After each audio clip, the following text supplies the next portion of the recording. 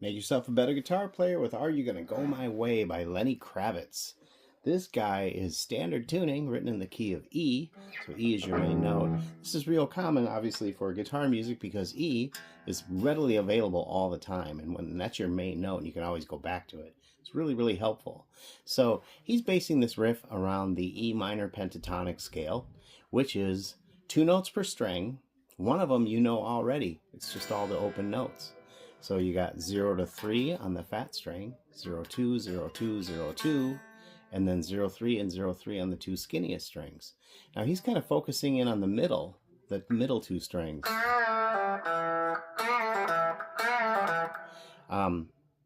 2, 0, and down to the 2 here.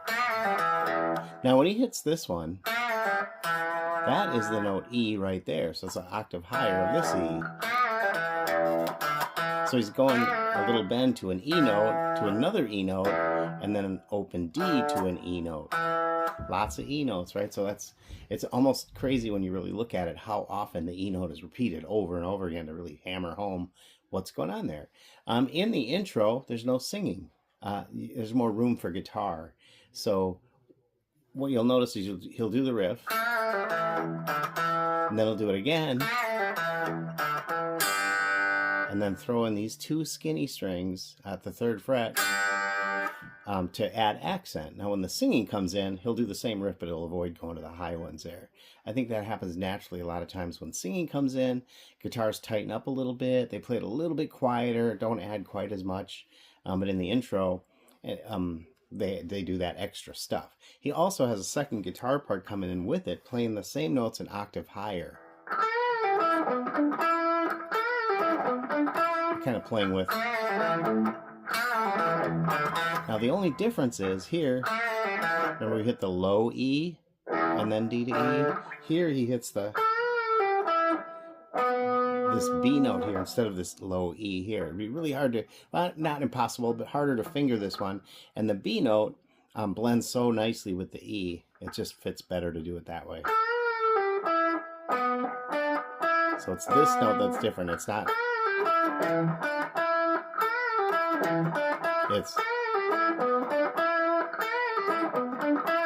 So that's the second guitar part, okay? Like I said, when the verse comes in, it's just the riff without these extra guys in there. And also, after he does this 8 times, he does the same riff up at the 3rd fret. So move every note up 3 spaces. Now we have the bend here happening instead of at the 2nd fret, we have it at the 5th fret. Now, when I move this up 3 spaces, I gotta accommodate and move that open note up 3 spaces. So I gotta have my pointer finger available to play what would have been open notes over here are now fretted notes here at the 3rd fret.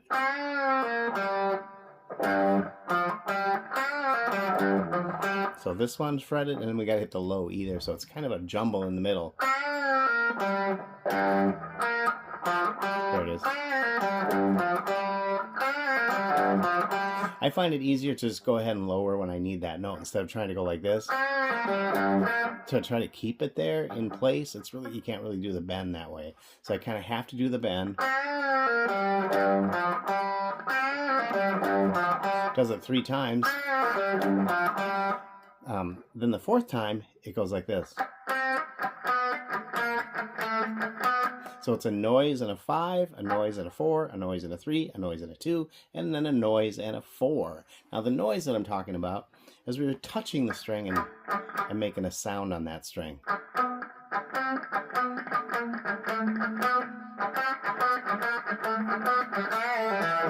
And then right back into the riff again.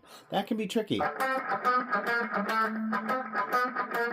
I found the best way to do it, it's syncopated timing, but the best way to do it is the noise with a down pick and an up pick on the note. And then go back into the riff, okay? You get to the chorus, and we're going to go up here, the 2 center strings. We got 9 and 7, indicating that we're playing a B minor chord. And then we're going to move it down 1 fret, right? Move it down 1 fret, but then swap out your ring finger for your middle finger. That's indicating an A major chord. Like the heart of those 2 chords. And then a little chord thing.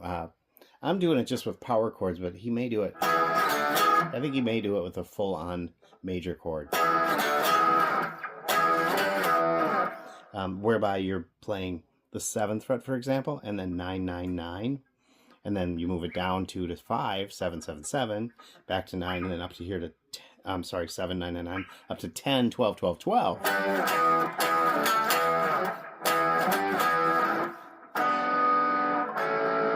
And then you got that part again. Okay, so I think this makes sense. When he does the solo, he's soloing in the E minor pentatonic scale, same as this. Only up here at the 12th fret. That is why there's 2 dots here at the 12th fret, is because these notes here are identical to the open notes. They're just an octave higher. So unfortunately, when you're doing this, when you do it up here, you have to finger the 12th fret. Here you get those notes for free, right?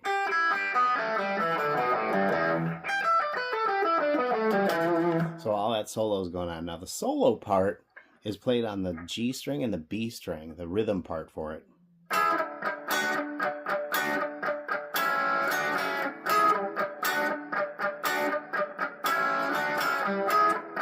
So it's the 9th fret, and then noises are in between each of these, right?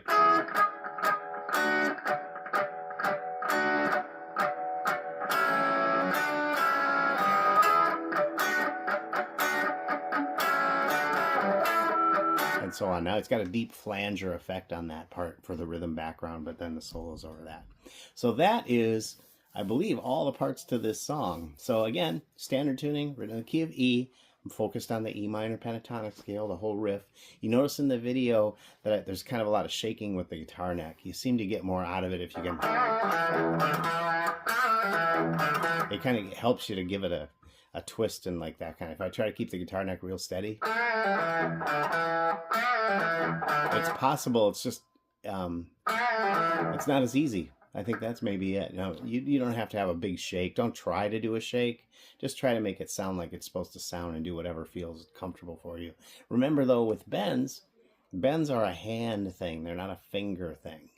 So you want to put a couple fingers on that note, and I get a little leverage right here to pull against to do a bend. So I'm using the hand to do a bend with, not fingers to do a bend with, if that makes sense. So think of your fingers as, again, the bumper of a car. You're driving the car, and the fingers, the bumper's attached to the car. So, but the power's coming from the car and the engine. Now, you can do this with the pointer finger, but again, I'm doing leverage, right?